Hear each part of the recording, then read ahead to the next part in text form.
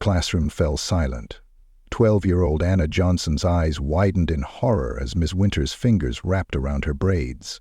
"I've warned you about these distractions," the teacher hissed. The scissors flashed in the fluorescent light. One quick, deliberate cut. Beads scattered across the floor like rainfall, each tiny click echoing through the stunned silence. Anna's trembling fingers reached up to touch the jagged ends of what remained of her braids, the ones her mother had spent hours crafting just days before. "There," Miss Winters said, satisfaction edging her voice as she returned to her desk, scissors still in hand. "Now maybe you can focus on your schoolwork." No one moved, no one spoke. The air in the classroom seemed to solidify, trapping 27 seventh graders in a moment none of them would ever forget. Then Anna's phone buzzed in her pocket. With shaking hands, she typed 4 words to her mother. "She cut my hair." Welcome to Timeless Memoir, where we expose the raw truth about racism in America. If this is your first time here, hit subscribe and the notification bell right now, because the stories we share need to be heard. What would you do if you witnessed a teacher violating a student's dignity like this? Share your thoughts in the comments. Kiana Johnson had been the new girl at Westlake Academy for exactly 3 weeks and 2 days. She'd arrived mid-semester with perfect grades, a quiet confidence, and braids that told the story of generations. What no one in that classroom knew was that Anna's mother, Dr. Kiana Johnson, was already on her way, and what would happen next would leave an entire school changed forever. Kiana Johnson had always been proud of her hair. Every Sunday evening she and her mother, Dr. Kiana Johnson, would sit together in their bathroom, the air warm with coconut oil and shea butter. Dr. Johnson's fingers would move with practiced precision, sectioning, twisting, and adorning Anna's hair with beads that clicked softly when she moved. "These braids connect you to generations of women in our family," Dr. Johnson would tell her daughter. "Your great-grandmother wore her hair like this in Ghana. When they tried to make her change it, she refused." Anna would listen, absorbing these stories like nutrients. At 12 years old, she understood that her hair wasn't just about appearance. It was history, resistance, and love, woven into each strand. When Dr. Johnson accepted a position as head of pediatric neurology at Memorial Hospital, the family relocated mid-school year. Westlake Academy was known for its academic excellence, but as Anna soon discovered, excellence had a narrow definition there. On her first day, Anna noticed she was one of only 4 black students in her grade. The hallways gleamed with trophies, the classrooms equipped with the latest technology. Students wore pressed khakis and polo shirts in navy and white. Many gave Anna curious glances, some friendly, others evaluating. "Your hair is so cool," whispered Zoe, a girl with straight blonde hair who sat beside Anna in homeroom. "Can I touch it?" Before Anna could answer, a sharp voice cut through the classroom. "Kiana Johnson, correct? I'm Ms. Winters. We maintain certain standards of appearance at Westlake." The teacher's gaze lingered on Anna's braids. Nothing too elaborate. Ms. Eleanor Winters had taught 7th grade art at Westlake for 15 years. Her classroom walls displayed carefully selected student work, landscapes, still lifes, and portraits that followed classical techniques. She prided herself on discipline and order. During Anna's second week, the tension began. Anna was sketching a portrait assignment when Ms. Winters stopped behind her desk. "Your beads are tapping against the desk," she said, loud enough for nearby students to hear. "It's distracting the class." Anna sat straighter, trying to keep her braids from moving. "Sorry, Ms. Winters." The next day, Ms. Winters handed out the school handbook, pointing to the dress code section. "Hair must be neat and non-disruptive to the learning environment," she read, her eyes finding Anna's. That evening, Anna asked her mother if she needed to change her hairstyle. "Absolutely not," Dr. Johnson said firmly. "There's nothing disruptive about your hair. If Ms. Winters has concerns, she can contact me directly." Dr. Johnson sent an email explaining the cultural significance of Anna's hairstyle, attaching articles about discrimination against black hairstyles in schools. Ms. Winters responded with a brief acknowledgement, but no further discussion. In art class, Anna excelled. Her drawings showed remarkable depth and emotion, earning reluctant praise from Ms. Winters. But the teacher's comments about Anna's appearance continued. Subtle remarks about professional presentation and conventional standards. Other teachers welcomed Anna's contributions, but in Ms. Winters' classroom, Anna felt herself shrinking, becoming quieter, trying to avoid attention. She noticed Ms. Winters never called on her when she raised her hand, but would interrupt when Anna spoke with friends. "Your mother may be a doctor," Ms. Winters said one day when Anna stayed after class to ask about an assignment. "But in this classroom, we follow my rules. Not everyone succeeds by being different." Anna didn't tell her mother about these comments. Dr. Johnson was working long hours establishing herself at the new hospital. Anna didn't want to add to her stress. Instead, she tried harder to excel, to prove Ms. Winters wrong through achievement alone. What Anna didn't realize was that Ms. Winters saw this determination not as admirable, but as defiance, a challenge to her authority that was building toward a breaking point. The tension between Anna and Miss Winters hadn't materialized from nowhere. It had built gradually, like pressure in a sealed container, through a series of incidents that Anna tried to dismiss but couldn't forget. 3 days after Anna started at Westlake Academy, Miss Winters had stopped her in the hallway. "We have standards here," she'd said, eyeing Anna's braids. "Your hair seems excessive." Anna had nodded politely and walked away, her stomach knotting. That night, she'd asked her mother if her hair was too much for school. "Your hair is perfect," Dr. Johnson had assured her. "It's professional, neat, and part of your heritage. Don't let anyone make you feel otherwise." The following week, during art class, Ms. Winters had circulated the room, praising other students' work. When she reached Anna's desk, she'd paused at Anna's detailed portrait. "Interesting technique," she'd said, her tone suggesting the opposite. "Though we typically aim for more conventional approaches here."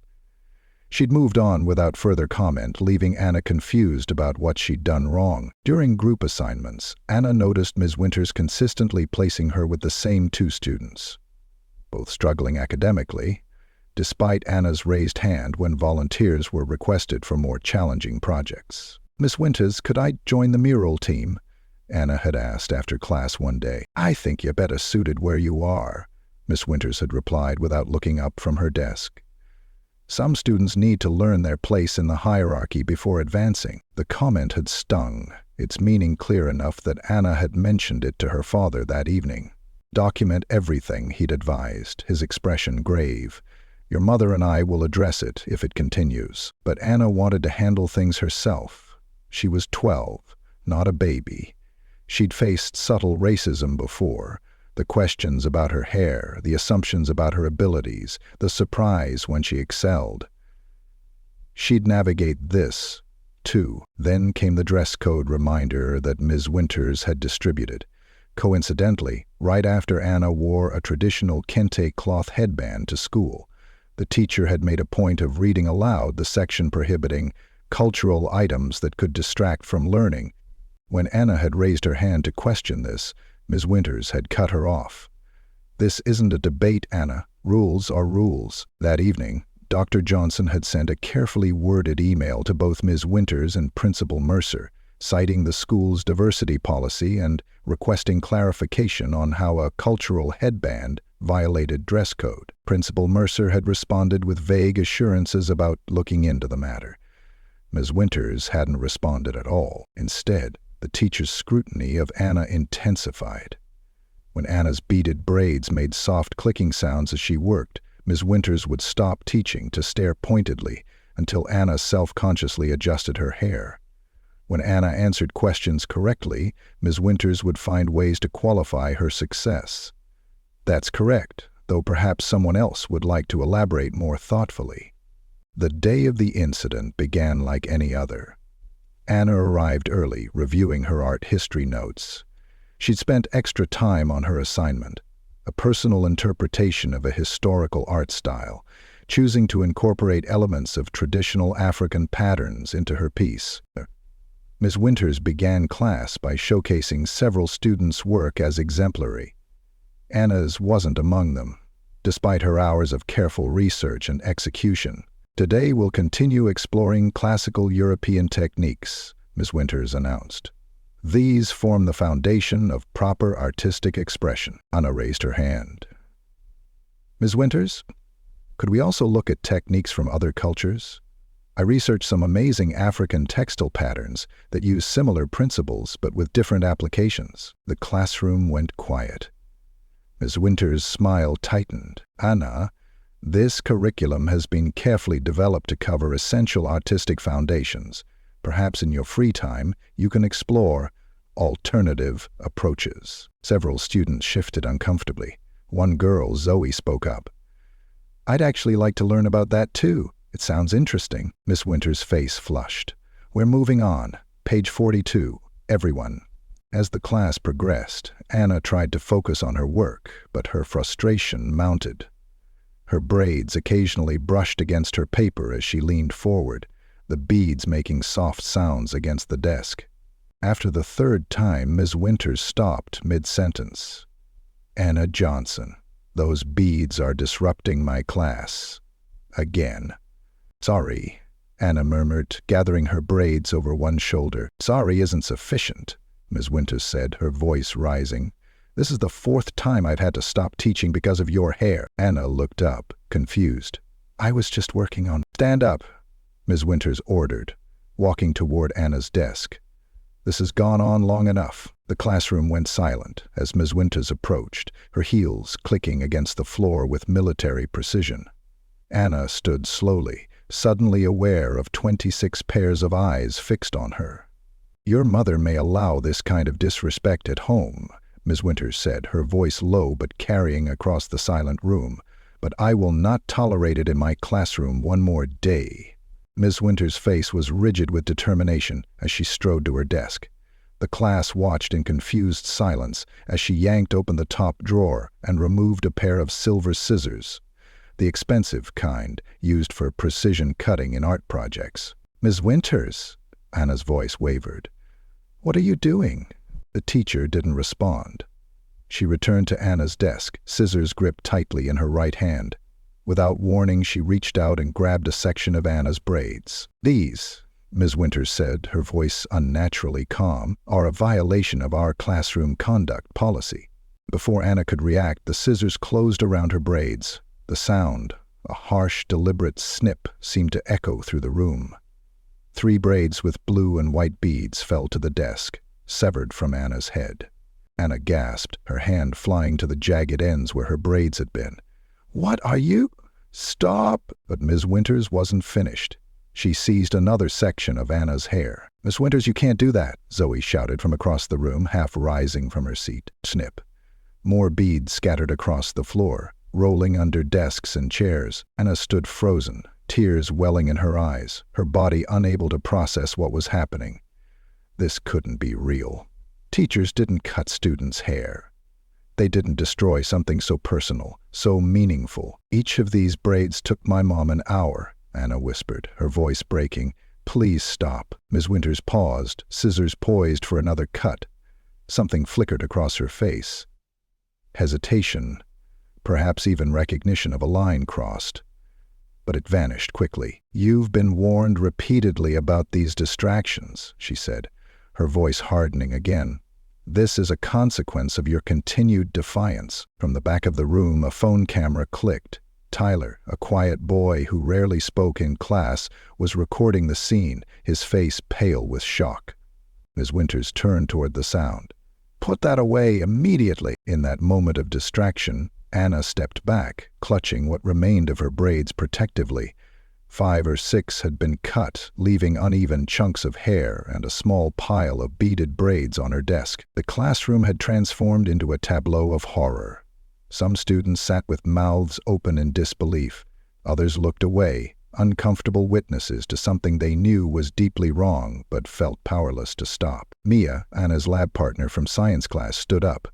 "I'm getting Principal Mercer," she announced, and hurried toward the door.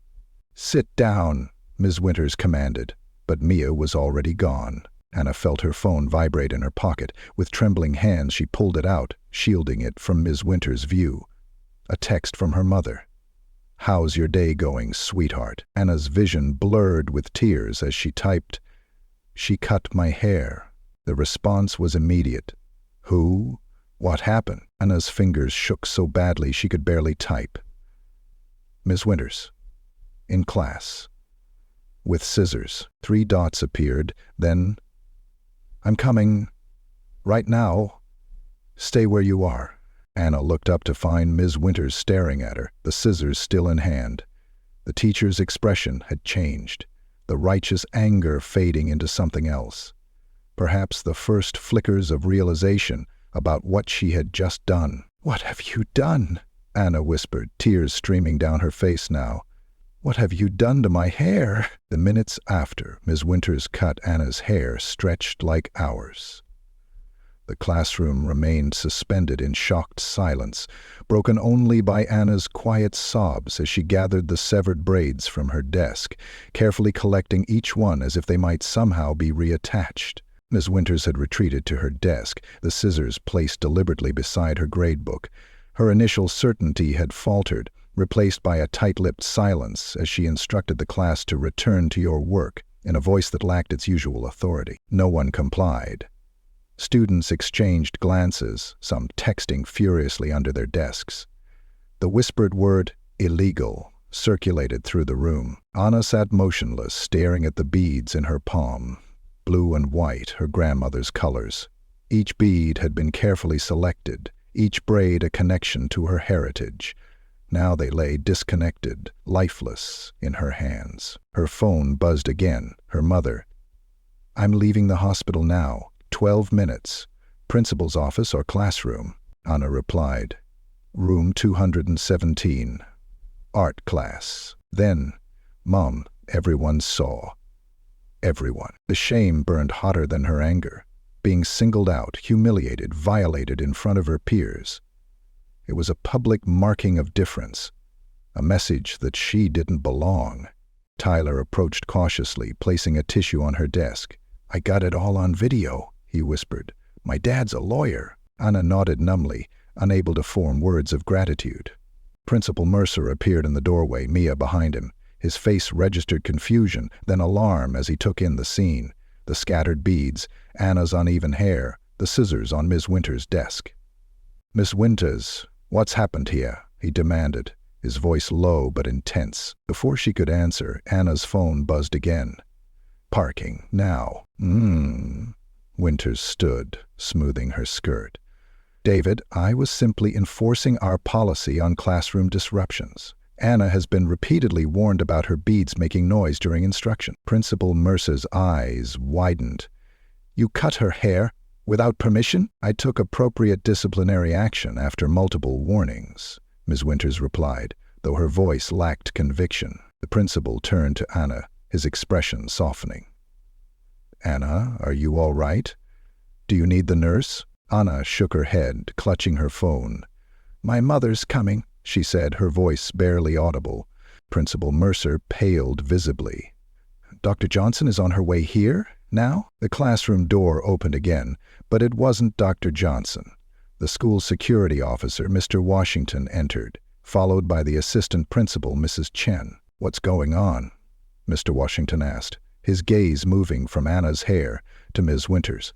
Before anyone could explain, the atmosphere in the room changed. A presence filled the doorway. Dr. Kiana Johnson, still in her white coat with her hospital ID badge visible, stethoscope around her neck. She must have come directly from rounds. The room fell completely silent. Dr. Johnson didn't rush to Anna. She didn't raise her voice. She didn't create a scene. Instead, she stood perfectly still, surveying the classroom with the measured assessment of a surgeon evaluating a critical situation. Her gaze moved deliberately from Anna's tear-streaked face to the cut braids on the desk, to the beads scattered across the floor, and finally, to Ms. Winters, who had unconsciously taken a step backward. "Dr. Johnson," Principal Mercer began, moving toward her with an outstretched hand. "We're just trying to understand what—" Dr. Johnson raised a single finger, silencing him mid-sentence. The gesture wasn't aggressive, but it carried unmistakable authority. When she spoke, her voice was calm, controlled, and carried to every corner of the silent room. "No one touches my daughter. No one touches her hair." She walked slowly to Anna's desk, her footsteps measured, unhurried. She knelt beside her daughter, gently turning Anna's face to examine the cut sections of hair. With clinical precision, she took out her phone and photographed the damage from multiple angles. "Mom?" Anna whispered, fresh tears spilling. "She just started cutting." "I know, baby," Dr. Johnson said softly. "I know." She stood, slipping her phone into her pocket, and faced Ms. Winters. The contrast between them was striking. Dr. Johnson in her professional attire, radiating controlled power. Ms. Winters, now visibly uncertain. The classroom authority she'd wielded minutes ago evaporated. "You," Dr. Johnson said, her voice still measured but carrying an undercurrent that made several students straighten in their seats, "will explain to me why you felt entitled to cut my child's hair without her consent or mine." The question hung in the air, unanswerable. Ms. Winters opened her mouth, closed it again. Dr. Johnson turned to Principal Mercer. "Your office, now. Bring the scissors." Principal Mercer's office felt too small for the tension it contained. Dr. Johnson sat straight back beside Anna, whose tears had stopped but whose hands still trembled slightly as they rested in her lap. Across the desk, Principal Mercer shifted uncomfortably in his chair, while Miss Winters sat rigidly beside him, her earlier confidence now completely absent. Assistant Principal Chen stood by the door, a notebook open, documenting everything. The school's legal counsel, hastily summoned, had not yet arrived. "Let me be absolutely clear," Dr. Johnson began, her voice carrying the same measured control she used when delivering difficult diagnoses. "What happened today wasn't just unprofessional. It was assault." Principal Mercer winced. "Dr. Johnson, I understand you're upset. This isn't about being upset." Dr. Johnson interrupted. "This is about a teacher who physically violated my daughter's bodily autonomy, who cut her hair without consent, who humiliated her in front of her peers, who destroyed something of deep cultural significance." She placed her phone on the desk, displaying the photos she'd taken of Anna's cut hair. "This is documentation of what Ms. Winters did. I've already forwarded these to my attorney." Ms. Winters spoke for the first time since entering the office. "I was simply enforcing classroom discipline. The beads were disruptive and—" "Stop talking," Dr. Johnson said, not raising her voice, but with such authority that Miss Winters immediately fell silent. "You don't get to justify assault." She turned back to Principal Mercer. "What's your policy on teachers cutting students' hair without permission?" The principal looked uncomfortable. "We don't have a specific policy because this has never happened before." "Then let's talk about the policies you do have," Dr. Johnson continued. "Your anti-discrimination policy, your cultural sensitivity guidelines, your procedures for addressing classroom disruptions. Did Ms. Winters follow any of these?" Before he could answer, there was a knock at the door. Mrs. Chen opened it to admit two more people, a black woman in her 40s wearing a PTA badge, and a Latino boy about Anna's age. "I'm sorry to interrupt," the woman said, "but when we heard what happened, Marcus has something you need to hear." Principal Mercer looked startled. "Mrs. Washington, this is a private disciplinary meeting. We can't—" "My son has been experiencing similar treatment from Ms. Winters all year," Mrs. Washington said firmly. "And he's not the only one." The room fell silent. Anna looked up, meeting Marcus's eyes with sudden recognition. "She made me take out my braids, too," Marcus said quietly. "Said they weren't appropriate for serious students. When I didn't, she kept marking down my grades until I did." Dr. Johnson's expression didn't change, but her eyes sharpened. "And how many other students of color have experienced this type of targeting, Principal Mercer?" The principal's discomfort was palpable. "I wasn't aware of any pattern of—" "Because you didn't look," Mrs. Washington interrupted. 3 families have brought complaints about Ms. Winters this year alone, all dismissed as misunderstandings." Ms. Winters stood abruptly. "This is absurd. I treat all students equally. I have high standards for everyone. Sit down, Dr. Johnson said, and again the quiet authority in her voice compelled obedience. Ms. Winters sank back into her chair. Dr. Johnson reached into her bag and removed a folder. After Anna mentioned previous incidents, I did some research. I printed the school's disciplinary records for the past 3 years. Public information, available through a records request. She opened the folder, revealing neatly highlighted documents. Ms. Winters has issued dress code violations to 27 students in the past 3 years. 23 were students of color. 17 specifically mentioned hair. Principal Mercer paled. I wasn't aware of this pattern. That's the problem with systemic racism, Dr. Johnson replied. Those who benefit from it don't have to see it. She turned to Ms. Winters. You didn't just cut Anna's hair today. You continued a pattern of targeting black and brown children for aspects of their cultural identity. The difference is that today you went too far to ignore. Ms. Winters' composure finally cracked. I was just trying to maintain standards. These children need to learn how to present themselves in the real world, not with all these cultural expressions that will hold them back. The room went silent at this admission. Even Principal Mercer looked shocked. Dr. Johnson's response was measured but devastating. My daughter is the child of a neurosurgeon and an engineering professor. She has a 4 GPA. She speaks 3 languages. And you think her braids will hold her back? She leaned forward. The only thing holding these children back is educators who confuse whiteness with professionalism. She turned back to Principal Mercer. Here's what happens next. First, Ms. Winters will be placed on immediate administrative leave pending investigation. Second, your staff will undergo cultural competency training. Third, you will review and revise all disciplinary policies with input from a diverse committee of parents and students. Multiple inspections, en route, and she stood, gathering her things with deliberate calm.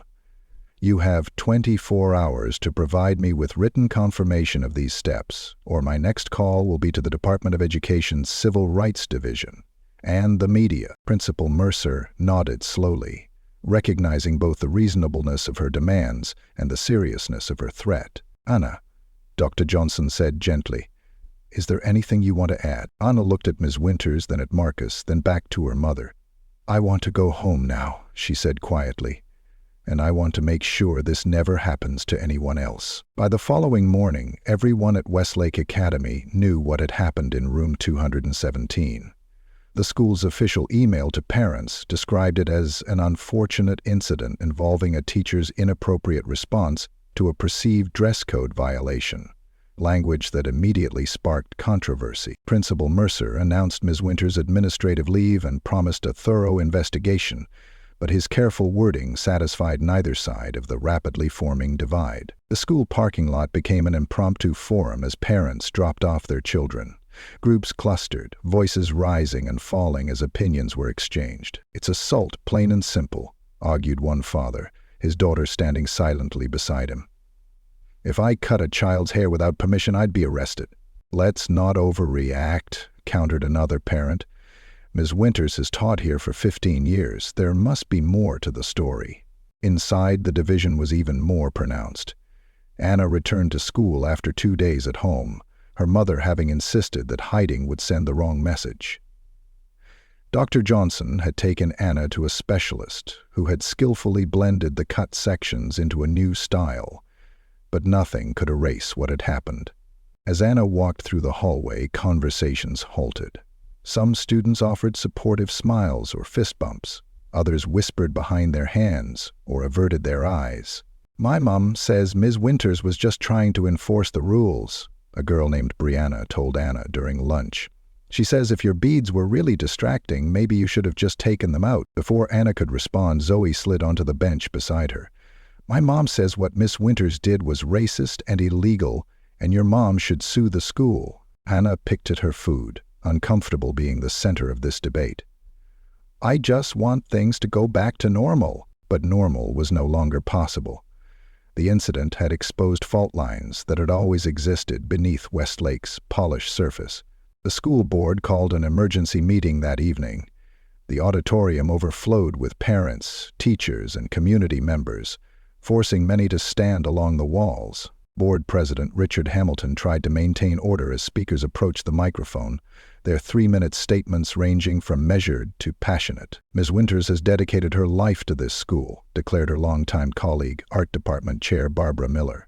One mistake shouldn't erase 15 years of service. Would you call it one mistake if someone cut your daughter's hair without permission? Countered Marcus's mother, Mrs. Washington, or does that courtesy only extend to certain children? The division wasn't simply along racial lines. White parents spoke passionately about the violation of Anna's rights, while some parents of color argued for focusing on systemic changes rather than punishing one teacher.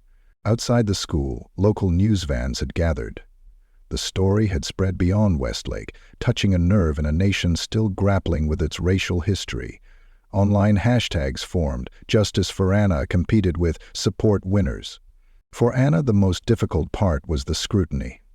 In class, teachers were overly solicitous, asking repeatedly if she was comfortable. Some students treated her like a celebrity, wanting details she didn't wish to share.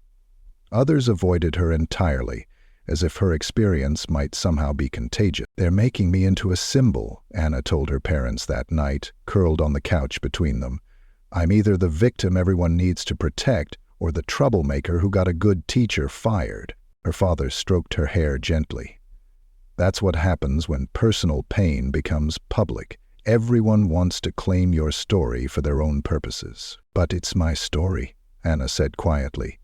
"And I haven't even decided what it means yet." The next morning, Anna found a note slipped through the vents of her locker. She unfolded it cautiously, expecting another opinion about what had happened. Instead, she found a simple message in unfamiliar handwriting. "When you're ready to tell your story your way, we're ready to listen." The Student Diversity Council. For the first time since the incident, Anna felt a flicker of possibility. Perhaps there was a way forward that was neither forgetting nor being defined by what had happened. 2 weeks after the incident, the school board convened a special session to address the formal complaint filed by Dr. Johnson. The meeting was moved to the gymnasium to accommodate the crowd. Parents, teachers, students, and community members filling the bleachers. Anna sat between her parents, her newly styled hair adorned with a single blue bead, a quiet statement of resilience. She hadn't planned to speak. Her mother had prepared a comprehensive presentation outlining the legal and ethical violations, backed by testimonies from other affected students. Board President Hamilton opened with a statement about healing community divisions and moving forward together. The words sounded hollow in the cavernous space. When public comments began, familiar arguments echoed through the gym. Ms. Winters' supporters emphasized her years of service and strict but fair standards. Others recounted incidents of bias they or their children had experienced. As the debate circled without resolution, Anna felt something shift inside her. The story being told wasn't complete. Everyone was speaking about her, around her, for her, but her own voice was missing. She leaned over to her mother. "I want to speak." Dr. Johnson looked surprised but nodded. "Are you sure?" Anna wasn't sure of anything, except that she needed to be heard. Not as a victim or a symbol, but as herself. When her name was called, Anna walked slowly to the microphone. The gymnasium fell silent. At 12 years old, she seemed small against the backdrop of adults and institutional power. But her posture was straight, her gaze direct. "My name is Kiana Johnson," she began, her voice quiet but clear. 2 weeks ago, my teacher cut my hair without my permission." She paused, looking around the room. Everyone has been arguing about what that means.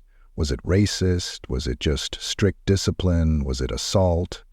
I've heard all these words, but they don't capture what it felt like. Anna touched the single bead in her hair. These braids weren't just hair to me. Every Sunday, my mother would braid my hair, just like her mother did for her, and her grandmother before that. Each bead, each twist had meaning. When Ms. Winters cut them, she didn't just cut hair. She cut through generations of tradition. She cut through my dignity. The room was absolutely still. "I'm not here to ask for punishment. I'm here to ask for understanding. When you touch a black girl's hair without permission, when you cut it, when you mock it, when you call it unprofessional or distracting, you're telling her that her culture doesn't belong, that she doesn't belong. Anna's voice grew stronger. I belong at this school. Marcus belongs at this school.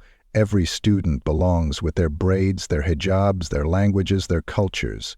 We don't need to leave parts of ourselves at the door to get an education. She looked directly at the board members. You keep talking about moving forward, but moving forward means acknowledging what happened and making real changes. It means creating a school where no teacher would ever think it's okay to cut a student's hair, where no student has to choose between their culture and their education. As Anna returned to her seat, the silence held for a moment before giving way to applause, starting with a few students, then spreading until it filled the gymnasium. Principal Mercer, who had been notably quiet throughout the meeting, approached the microphone next. His usual polished demeanor was replaced by something more genuine. I think we just heard the most important lesson taught at Westlake this year, he said simply, and it came from one of our students. The board's decision, when it came, was unanimous. Comprehensive policy review, mandatory cultural competency training, and the formation of a student-led diversity council with Anna invited as a founding member. It wasn't justice, exactly. But it was a beginning. Spring arrived at Westlake Academy with more than just seasonal change. The hallways buzzed with a different energy as new policies took root alongside the first flowers on campus. The newly formed Student Diversity Council, with Anna as one of its 7 founding members, had been meeting weekly in the library. Their first initiative, a comprehensive review of the school's dress code, had resulted in significant revisions. Gone was the vague language about distracting appearances, replaced with clear, culturally inclusive guidelines developed with input from students, parents, and cultural experts. The dress code should protect students, not police them, Anna had argued during the presentation to the school board. The revised policy now explicitly protected cultural and religious expressions, including hairstyles. Principal Mercer, to everyone's surprise, had become an unexpected ally. The incident had forced him to confront his own pattern of avoiding difficult conversations about race. Sometimes it takes a shock to see what's been in front of you all along, he admitted during a faculty meeting. We've been confusing uniformity with unity. The mandatory cultural competency training for all staff had been met with initial resistance from some teachers, but as the sessions progressed, meaningful conversations emerged. Teachers began examining their curriculum, questioning whose perspectives were centered and whose were missing. Ms. Winters remained on administrative leave, her future at the school uncertain. The investigation had revealed a pattern of discriminatory enforcement of rules against students of color, though she maintained she had never intended harm. 3 months after the incident, Anna received an unexpected letter. The handwriting on the envelope was unfamiliar, the return address simply E. Winters. Anna opened it privately in her bedroom, unsure what to expect. "Dear Anna," it began. "Words cannot undo what I did to you. For months I've been defensive, telling myself I was maintaining standards, that I was preparing students for the real world. The truth I've had to face is that my real world is limited by my own experiences and biases." The letter continued, describing Ms. Winters' journey through therapy and education about cultural hair traditions. "I violated your dignity and your cultural heritage. No apology can erase that harm. But I want you to know that your courage has forced me to confront truths about myself I've avoided my entire career." Anna read the letter twice, her feelings complicated. Forgiveness wasn't simple, nor was it Ms. Winters to demand, but there was something meaningful in this acknowledgement that went beyond the usual apologies. She shared the letter with her parents, who listened without comment, respecting that this was Anna's experience to process. "I don't forgive her yet," Anna said finally, "but I'm glad she's learning." Meanwhile, Anna had been working on something transformative of her own. In the art room, now supervised by Ms. Diaz, a young teacher with fresh perspectives, Anna had been creating an installation titled Uncut, Stories of Identity. The project began as personal healing but expanded as other students shared their experiences. Anna photographed students with their cultural hairstyles, braids, locks, hijabs, long hair on boys, short hair on girls, natural textures, and cultural adornments. Beside each portrait, students wrote what their hair meant to them, the traditions it represented, the family connections it maintained. On the evening of the Spring Arts Festival, the gymnasium transformed into a gallery. Anna's installation occupied the center space, 30 portraits surrounding a sculpture she'd created from beads, scissors, and broken mirrors. Visitors moved through the exhibit in reverent silence, reading stories of hair as resistance, as connection, as identity. Teachers who had dismissed these conversations as political now stood transfixed by their students' testimonies. Dr. Johnson watched her daughter guide visitors through the installation, explaining the artistic choices and cultural contexts with growing confidence. "She's not the same girl she was 6 months ago," she remarked to her husband. "None of us are," he replied, squeezing her hand. Near the end of the evening, Anna noticed a familiar figure at the edge of the crowd. Miss Winters, standing uncertainly by the door. Their eyes met briefly across the room. Anna didn't smile or wave, but she didn't look away either. After a moment, she gave a small nod of acknowledgement before turning back to her explanation. It wasn't forgiveness, exactly. It was recognition.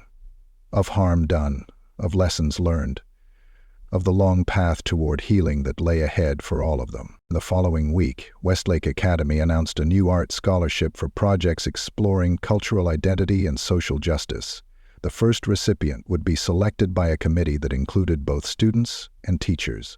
Anna submitted her application not just for herself, but for every student who had ever been told to leave their culture at the school door. The transformation wasn't complete. Real change never is. But something fundamental had shifted at Westlake, and it had begun with a girl who refused to be silenced. Sunday evening in the Johnson household, steam rises from the bathroom carrying the familiar scents of coconut oil and shea butter. Anna sits on a cushion between her mother's knees, eyes closed as Dr. Johnson's fingers move with practiced precision through her hair. "Your hair has grown back beautifully," Dr. Johnson says, sectioning another portion. "Strong, just like you." Anna smiles, reaching for a blue bead from the small wooden bowl beside them. "I was thinking we could do something different today." She hands her mother the bead. Not just one, but the first of many. A pattern emerges as they work together. Blue and white beads, the same colors that had scattered across the classroom floor months ago, now arranged with purpose and pride. "When they cut our hair, they don't just attack our appearance," Dr. Johnson says softly, her fingers never pausing in their work. "They try to cut away our dignity, our history, our right to exist as we are." Anna nods, passing another bead. "But we keep growing back. We keep reclaiming what's ours." As the final braid falls into place, Anna stands to look in the mirror. The reflection shows more than a hairstyle. It reveals a young woman who discovered her voice in the aftermath of injustice, who transformed pain into purpose. "Beautiful," her mother says, standing behind her. "Absolutely beautiful." Anna touches a bead gently. "They thought they were teaching me a lesson," she says. "They never expected to be the ones who had to learn." This story isn't just about hair. It's about the courage to stand up against injustice, the power of speaking your truth, and the beauty of cultural identity that cannot be cut away. Have you ever witnessed or experienced discrimination based on cultural expression? How did you respond? If this story moved you, please take a moment to like this video and share it with someone who needs to hear it. Your support helps these important stories reach those who need them most. Subscribe to Timeless Memoir for more powerful stories that expose racism and celebrate resistance. Hit the notification bell so you never miss our weekly uploads. Remember, our dignity is not negotiable, our identity is not up for debate, and our stories, when we tell them in our own voices, have the power to change the world.